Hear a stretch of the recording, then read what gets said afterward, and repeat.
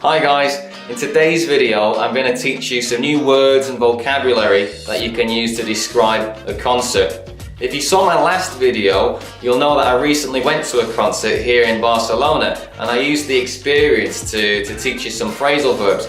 If you'd like to check out that video, I'm going to put the link up here somewhere. I'll put it down in the description for this video too, and I'll also put it at the end.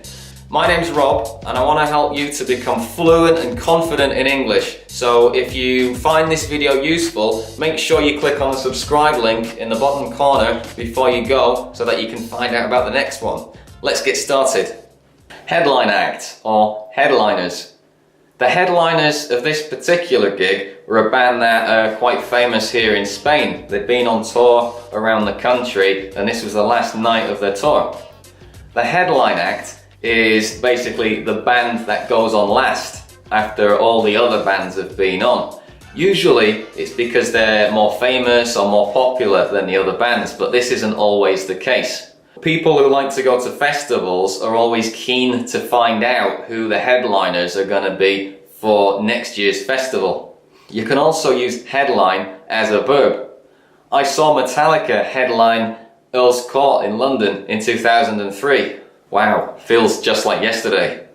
Before the headliners go on stage, you have the support acts or the warm-up acts. There were a couple of support acts on before the headliners at this gig. Support acts or support bands are basically any artists that go on before the main act. Their main job is to keep the crowd entertained and get them excited for the main act. Sometimes people don't care that much about the support acts, so they arrive late to the concert just in time for the headline acts to go on.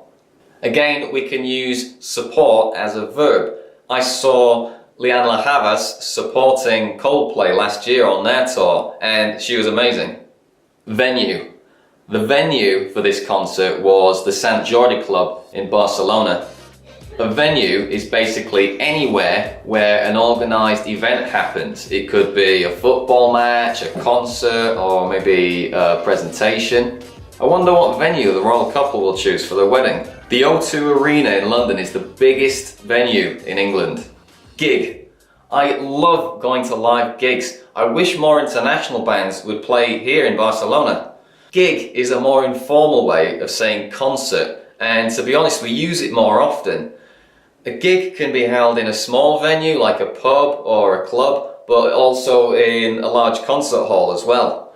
We use concert more often to talk about either formal affairs or really big events. So it could be like an opera or a classical music concert or a really big rock concert like in a stadium or something like that. Again, we can use gig as a verb too.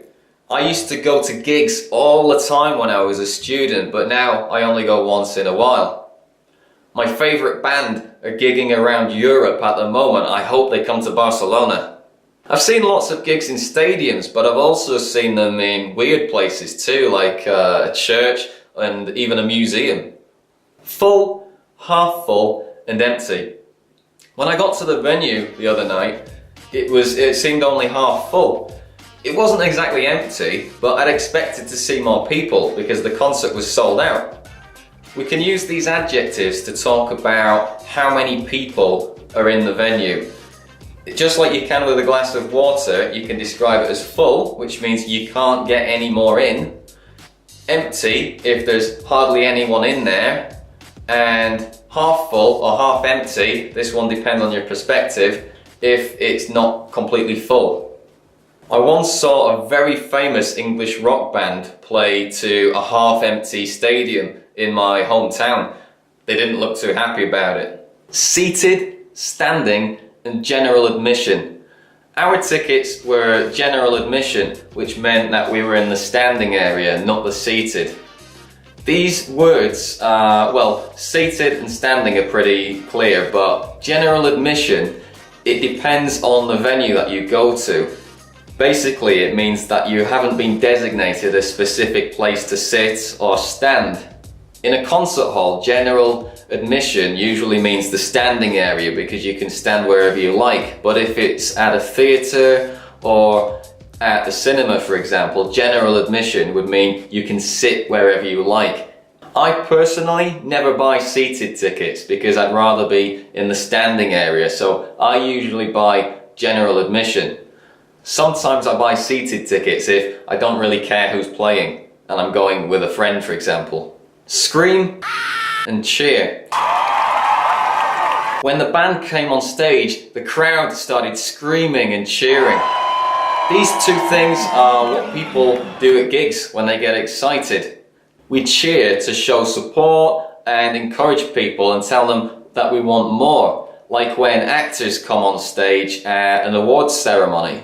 At the gig, the audience clapped and cheered every time the band finished a song. The crowds cheer when the runners cross the finish line in the London Marathon. My sister screams every time she sees even the tiniest little spider. Inaudible and deafening. I went to this really rubbish gig a few years ago where the sound was really bad. There was this deafening noise coming from the speakers and the singer's voice was practically inaudible. We use these two words to talk about the volume and how loud the sound is.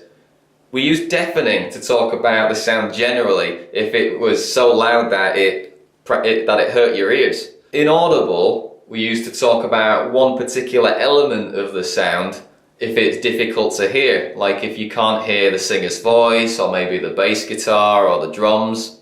I saw Skrillex at a festival a couple of years ago and the bass was so deafening that I felt like I couldn't breathe at one moment. It was so deep and loud.